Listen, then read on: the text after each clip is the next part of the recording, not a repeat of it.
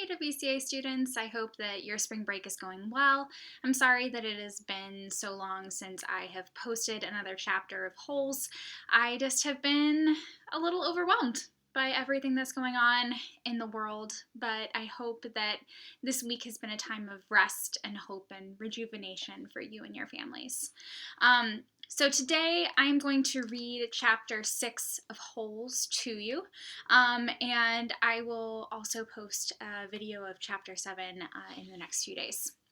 But here we go with chapter 6 of Holes by Lewis Sachar. Stanley took a shower, if you could call it that, ate dinner, if you could call it that, and went to bed, if you could call his smelly and scratchy cot a bed. Because of the scarcity of water, each camper was only allowed a 4-minute shower. It took Stanley nearly that long to get used to the cold water. There was no knob for hot water. He kept stepping into, then jumping back from the spray until the water shut off automatically. He never managed to use his bar of soap, which was just as well because he didn't have time to rinse off the suds. Dinner was some kind of stewed meat and vegetables. The meat was brown and the vegetables had once been green.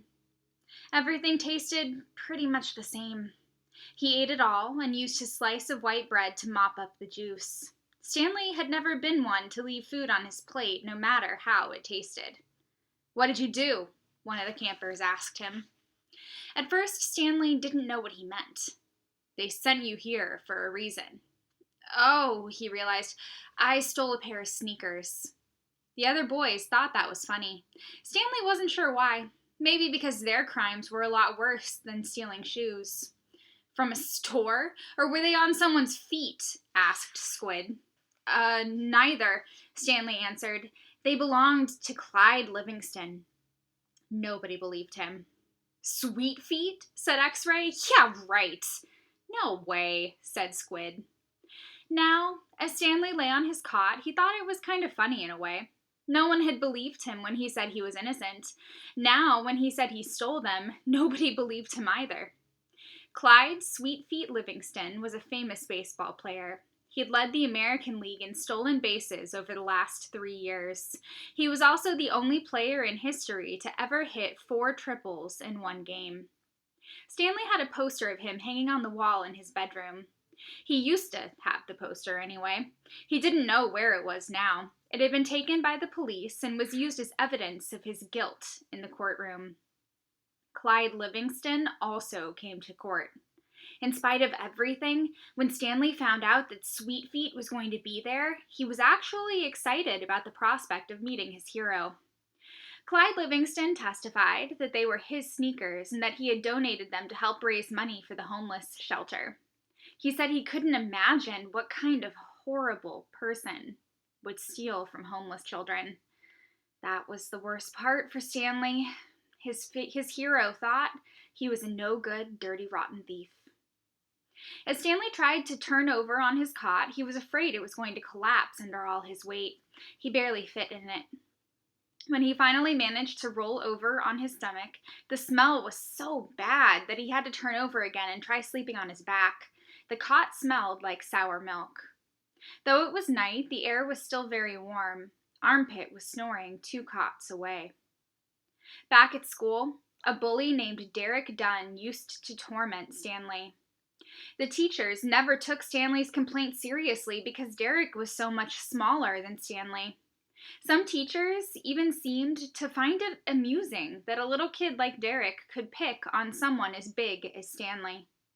On the day Stanley was arrested, Derek had taken Stanley's notebook and, after a long game of come and get it, finally dropped it in the toilet in the boys' restroom. By the time Stanley retrieved it, he had missed his bus and had to walk home. It was while he was walking home, carrying his wet notebook, that the prospect of having to copy the ruined pages, that the sneakers fell from the sky. "I was walking home and the sneakers fell from the sky," he had told the judge. "One hit me on the head." It had hurt, too. They hadn't exactly fallen from the sky. He had just walked out from under a freeway overpass when the shoe hit him on the head. Stanley took it as some kind of sign. His father had been trying to figure out a way to recycle old sneakers, and suddenly a pair of sneakers fell on top of him, seemingly out of nowhere, like a gift from God. Naturally, he had no way of knowing they belonged to Clyde Livingston.